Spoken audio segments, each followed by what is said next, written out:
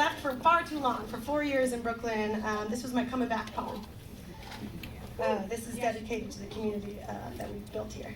And you kind of got it. From my covered porch now, I watch the rain come down. After a long stretch of south central heat wave, everything's on fire. But I watch it pour now. My clothes aren't wet, I sit comfortably, but I don't regret the many days I rode into the city without a raincoat, when I get caught in a 10-minute Manhattan downpour, soaked in a way I'd never been before, in a way I'd never get again, living in a place of covered porches and a constant cold and wet to depend on, to layer up for, to embrace, not just accept. I come from a place where we huddle together in the rain and hug each other under the midnight sun, both there, rain and sun, regardless of whose turn it is to rule the sky at night. That's how rainbows are made. I come from a place where we huddle around fallen logs way past their years of water and mud, the same exact trees we sat on when we were young, and now we spread out our ocean-kissed bodies to the sun, stretch out our older legs now, naked once again. I come from a place north of Eden, where we huddle around potlatch dinner in communion. Salmon soup and salmon cakes made the day after. Every bit is eaten here. And the fish scraps go to dog feed or compost, which then makes our food appear. And we help ourselves but bow our heads with dignity and respect to the land and the animal and the people. I steal mint and chives and raspberries from my neighbor's backyard like you do, because we know they would want us to. We huddle around our daily red and caribou and fire and remember those who helped create this community if we want to stay a while. And once in a while, we dance in level 2 costume and we are forever young. We drink mostly seltzer now. And we don't smoke as much as before. We've had a lot that died young. And some one of us wakes up every morning with a dream of them, so we choose our battles lightly now.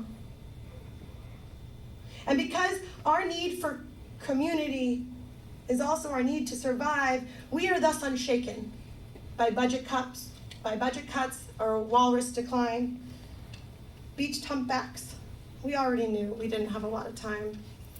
We seem prepared with humor and jadedness, and we are woke and reflective and kind. But we ain't just about acceptance here, we're about embracing every time. So here's my suggestion, because I didn't come back from Brooklyn just to hang. You can't live in a city of opinionated queer black women and ever come back the same.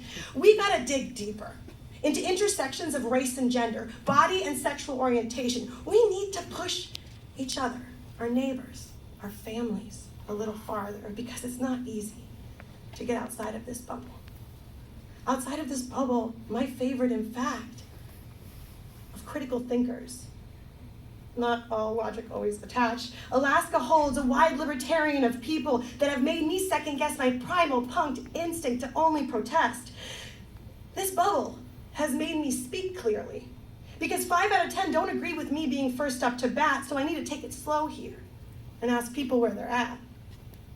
Because this Bernard ain't fucking Bed-Stuy, where people don't disagree at bars on reproductive rights. This is Alaska.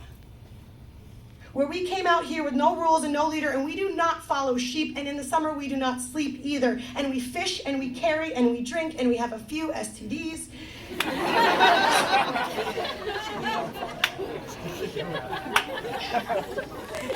But what's most unassuming of our sustainability is that we actually breathe. Our lungs aren't filled with gunk and smog of the city industrial complex, but deep inhales make us feel younger with clarity and concept. Our skin looks better from drinking her water with air and breath and purpose and depth. Our community gets stronger. Our community gets stronger with every time we take on another or forgive each other. This place is a God mine, just north of Eden on a different timeline. Thank you.